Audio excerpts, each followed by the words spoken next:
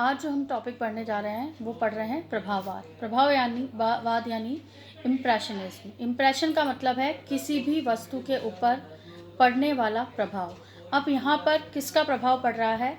प्रकाश का प्रभाव जब भी किसी वस्तु पर पड़ता है तो उससे उस वस्तु का जो रूप दिखाई देता है उसी को ही चित्रकारों ने चित्रित किया है और हम इसी वाद को एक नाम देते हैं प्रभाववाद।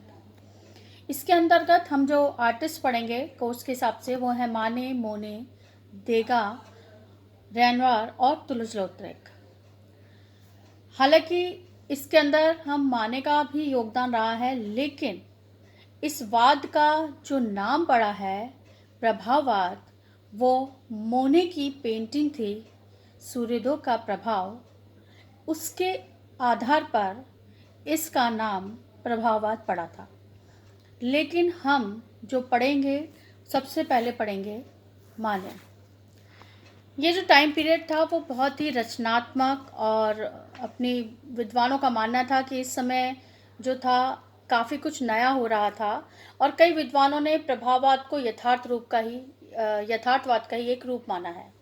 लेकिन इनमें माइन्यूट कुछ चेंजेस हैं, बहुत कम है परिवर्तन, लेकिन देखा जाए तो चित्रों में काफ़ी परिवर्तन दिखाई देता है हमें, क्योंकि यथार्थवाद जो था उसके अंदर हम जैसी स्थिति में व्यक्ति है, जैसा दिख रहा है, उसको बनाने की कोशिश करते थे एज इट इज।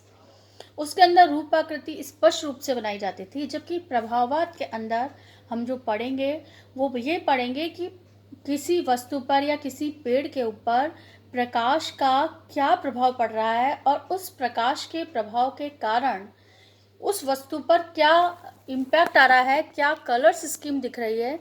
जैसे कि एक ही पेड़ ले लेते हैं, एक पेड़ को अगर हम मॉर्निंग में देखेंगे तो मॉर्निंग के अंदर उसका कलर, उसकी लीव्स डिफरेंट टाइप की दिखाई देंगी। अगर थोड़ा सा और दिन का उजाला हो तो अलग दिखाई देंगी, शाम के समय अलग दिखाई देंगी। यानी एक ही विषय वस्तु उनके लिए डिफरेंट सब्जेक्ट्स बन जाया करता था। क्यों? क्योंकि लाइट्स के इफ़ेक्ट को, प्रकाश के प्रभाव को प्रभाववादी चित्रकारों ने दिखाने का प्रयास किया था। तो हम देखते हैं कि इसमें जो महत्वपूर्ण परिवर्तन हुए इस समय वो ये हुए कि 1870 के करीब कुछ नए विचारों के कलाकार थे। वो कलाकार जलपान गृहों में बैठा करते थे, कलाओं की चर्चा करते थे और इन सबको प्रोत्साहित करते थे माने बहुत सीनियर कलाकार थे और वो सभी इन कलाकारों को नई कुछ करने की प्रेरणा देते थे। लेकिन इस समय स्थिति क्या थी कि फ्रेंच संस्था जो थी, कला एकेडमी थी, वो कुछ जो प्रतिष्ठित कलाकार थे उन्हीं के ही चित्रों को स्वीकृत करती थी। नए कलाकारों को कहीं जगह नहीं मिल रही थी अपने चित्रों को, अपनी कला को, अपने नए विचारों को प्रदर्शित करने के लिए। तो वो लोग इस तरह से चर्चाएं किया करते थे, माने उनको बहुत ज़्यादा प्रोत्साहित किया करते थे। लेकिन एक समय आया 1874 में इन असंतुष्ट कलाकारों ने, जो फ्रेंच एकेडमी से जिनके चित्र अस्वीकृत हो गए थे, जो चित्र अपने नहीं प्रदर्शित कर पा रहे थे, उन सब चित्रकारों ने मिलकर 1874 में एक स्वतंत्र रूप से असंतुष्ट कलाकारों ने चित्रों की प्रदर्शनी की और उन सब ने ये निश्चित किया कि अब हम एकेडमी के लिए, राष्ट्रीय प्रदर्शनी के लिए अपना कोई भी चित्र नहीं भेजेंगे।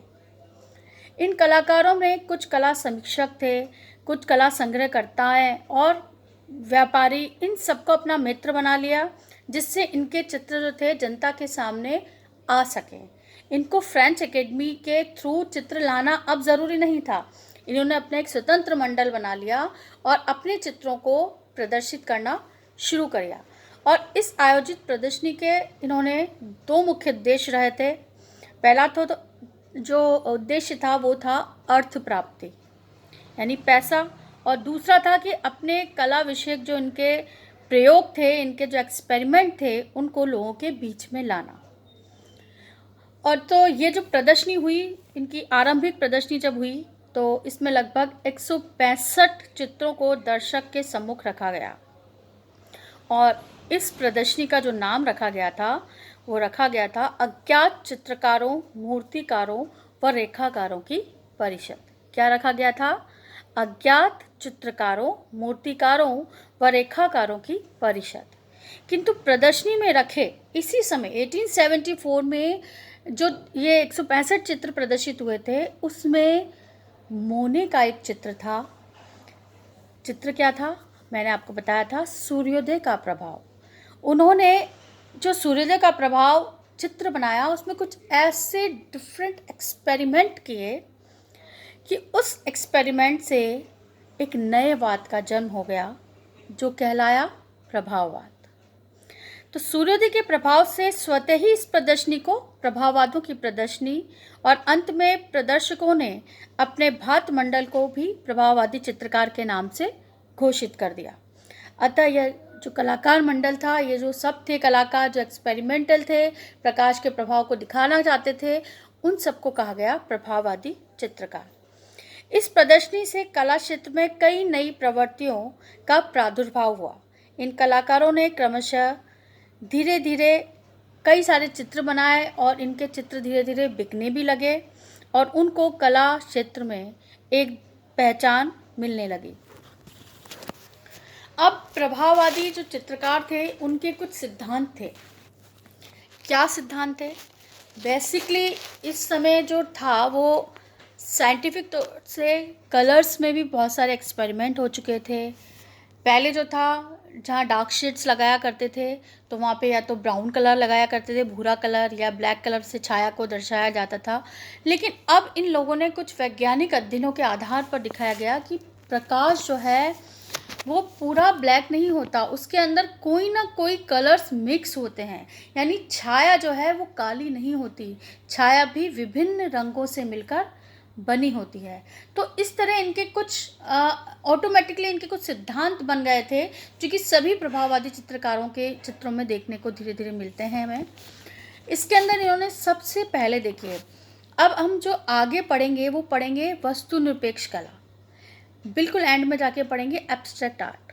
तो एब्स्ट्रैक्ट आर्ट की शुरुआत जब हम देखते हैं तो वो एक्चुअल मॉडर्न आर्ट जो स्टार्ट होती है वो प्रभाववाद से स्टार्ट होती है।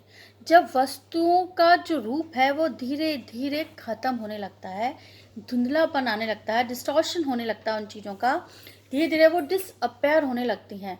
जब वो डिसअपेयर होने लगती हैं तो अपने आप एब्स्ट्रैक्ट आर्ट की ओर धीरे धीरे कदम रखना शुरू करती हैं। तो सबसे पहले हम पढ़ते हैं प्रभाववाद के सिद्धांत। प्रभाववादी चित्रकार दृश्य के अंतर्गत वस्तु के यथार्थ रूप सादृश्य की ओर ध्यान नहीं देते थे।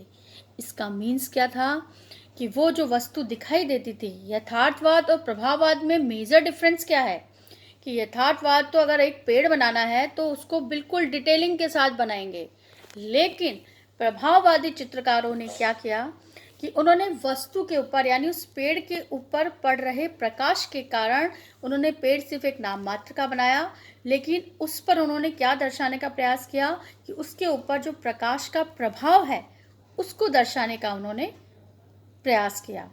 तो उन्होंने वस्तु सादृश्य यानी एज इट इज वस्तु को बनाने का प्रयास नहीं किया। वस्तु सिर्फ उनके लिए नाम मात्र थी, विषय उनके लिए नाम मात्र था।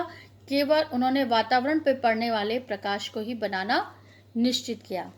उनके लिए एक ही पेड़ समय के अनुसार, ऋतु के अनुसार अलग अलग सब्जेक्ट बन जाया करता था। यानी ग्रीष्म काल में अगर किसी पेड़ को देखो तो वो अलग तरह से दिखाई देगा, आप उसको सावन में देखेंगे तो अलग, वर्षा में देखेंगे तो अलग दिखेगा, सर्दी के अंदर वो थोड़ा अलग दिखेगा। तो वस्तु एक ही पेड़ है लेकिन वो डिफरेंट डिफरेंट सब्जेक्ट हो गए। एक ही पेड़ है लेकिन वो मॉर्निंग में अलग दिखेगा, दिन में अलग दिखेगा, शाम को अलग दिखेगा, रात में अलग दिखेगा, उसके पेड़ की शेडिंग्स अलग दिखेगी। उस पेड़ की संरचना तो उन्होंने बनाई लेकिन वो डिसअपेयर टाइप की बनाई, यानी कि उसको क्लियरिटी नहीं बनाई। उसके ऊपर केवल उन्होंने यह ध्यान केंद्रित किया कि प्रकाश के प्रभाव का क्या इफेक्ट है, क्या इम्पैक्ट दिखेगा, इस चीज़ को दर्शाने का प्रभाववादी कलाकारों ने काम किया। इसीलिए हम इसको प्रभाववाद कहते हैं। अब इसमें इन्होंने आकार, बारीकियां, इन सबको तो चित्रित किया ही नहीं था। नेक्स्ट इसमें इनके कुछ थे कि प्रभाववादी चित्रकारों के मुख्य विषय क्या थे। मुख्य विषय वह यही थे, प्रकाश व वातावरण, व इनके साथ ही अंकन पद्धति को भी इन्होंने कुछ परिवर्तित किया।